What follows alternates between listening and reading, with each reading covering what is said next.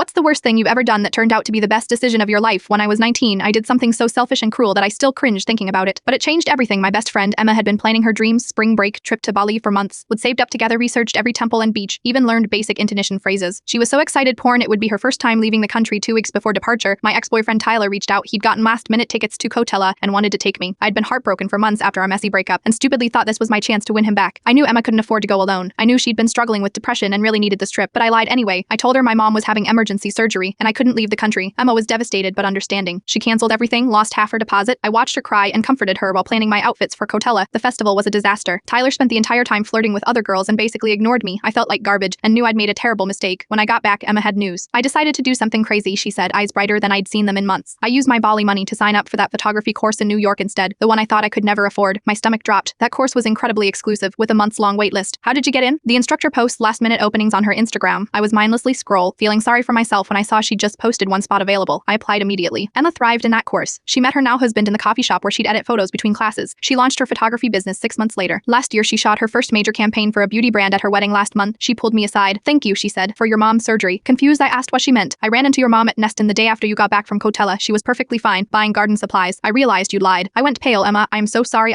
No, listen. I was angry for maybe an hour. Then I realized something. If you hadn't bailed, I would have gone to Bali, had a nice vacation, and come back to the same life. Instead, your lie forced me into the best decision I ever made. She squeezed my hand. I never would have taken that course if I hadn't been sitting at home with $3,000 and a broken heart, feeling like I needed to prove I could do something brave on my own. I started crying right there in her wedding dress bustle. Besides, she grinned. I heard about Tyler and the Coachella girls from Jessica's Instagram stories. Also, like karma got you pretty good. Emma's photography studio now funds her dream trips around the world. She's been to Bali 3 times since then, parent always for work, shooting destination weddings. Sometimes the worst things we do create space for the best things to happen. I'm not saying what I did was right, but maybe Emma needed someone to believe in herself more than she needed a vacation buddy, and maybe I needed to learn that chasing the wrong person